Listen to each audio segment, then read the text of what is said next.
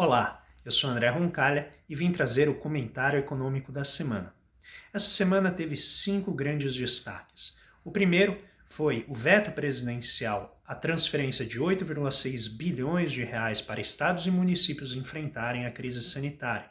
O receio do governo é que a utilização destes recursos, que poderiam ser aplicados apenas no abatimento da dívida, levasse a alguma violação fiscal que abrissem brechas para que a oposição entrasse com um pedido de impeachment. O governo persiste na sua paranoia de que estados, os governadores, junto com o STF, tentam derrubá-lo a toda maneira e utilizariam de quaisquer recursos para derrubá-lo. O segundo destaque diz respeito à queda de quase 18,8% na produção industrial do mês de abril. Destaque dentro dessa queda para o setor de bens de consumo duráveis, que enfrentou uma redução de quase 80% na sua produção. E o setor de bens de capital, que também enfrentou uma queda de 40%. Estes setores são setores chaves para a economia porque produzem eletrodomésticos, automóveis, bem como maquinário e equipamentos, que são setores que empregam muitas pessoas e geram uma elevação da produtividade que seria muito necessária num momento como esse. E, de certa forma, eles também sinalizam a paralisação a que a economia foi submetida nos primeiros momentos da pandemia e que agora, aos poucos, já se vai planejando um afrouxamento. O terceiro destaque que eu gostaria de chamar a atenção é o aumento no número de lojas virtuais, que cresceu cerca de mais de 100 mil lojas virtuais nesses meses de pandemia. Isso é indicativo de setor de comércio tentando se ajustar a essa nova realidade que a Covid-19 veio nos trazer.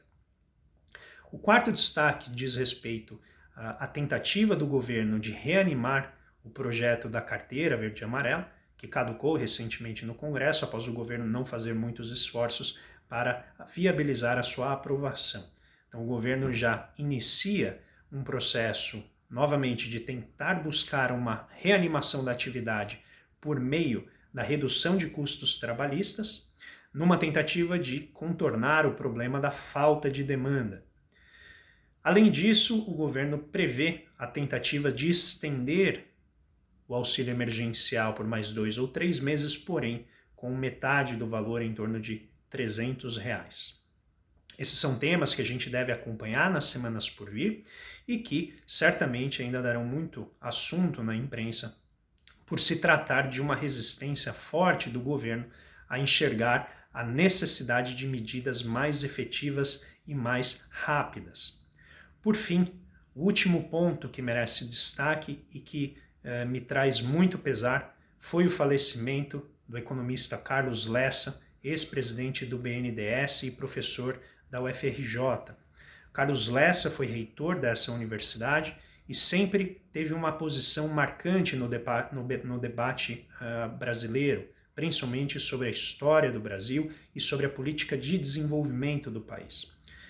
Eu tomo a liberdade de estender um pouco esse comentário para falar sobre como Carlos Lessa influenciou a minha formação e também sobre um artigo, uma ideia que ele deixou que foi muito tocante para mim. Então, para todos que estudaram economia e estudaram história econômica brasileira, o seu livro, 15 anos de política econômica, é uma peça fundamental na formação. É onde ele discute todo o processo de desenvolvimento do planejamento, do plano de metas e as suas repercussões sobre a economia.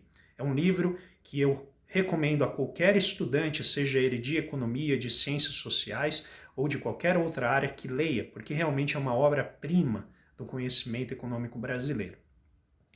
A segunda coisa que eu gostaria de falar sobre o Carlos Lessa diz respeito a um artigo que ele escreveu e que a gente vai deixar o link disponível aqui para vocês, em que ele sugere uma política de desenvolvimento que é bastante simples e que carrega um significado que, no meu ver, é muito tocante.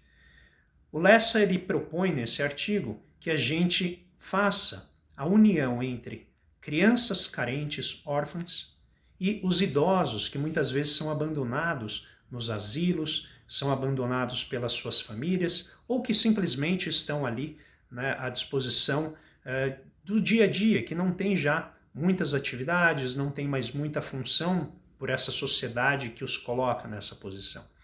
Então o Carlos Lessa ele propõe que um convênio seja feito em que os jovens, né, carentes, que não têm aquela presença familiar muito forte, pudessem então receber a companhia desses senhores idosos, dessas senhoras, que poderiam oferecer a eles essa ternura, esse carinho, né, e muito mais essa influência cultural que pode se dar sobre os jovens. E eu achei esse artigo uma peça rara, né, de política pública, porque ela é terna, ela é sensível e ela, ao mesmo tempo, ataca uma série de dimensões do desenvolvimento socioeconômico e socioemocional de crianças carentes, ao mesmo tempo que oferece, então, um suporte emocional e afetivo aos idosos, que muitas vezes perecem sem ter nenhum familiar, sem ter nenhuma companhia perto. E esse é o Carlos Lessa, uma figura forte, brilhante, com ideias muito, muito interessantes sobre o Brasil e com uma capacidade de gestão sem igual. Um economista certamente muito completo e que vai nos causar muita, muita saudade. Um bom final de semana para vocês e nos vemos na semana que vem.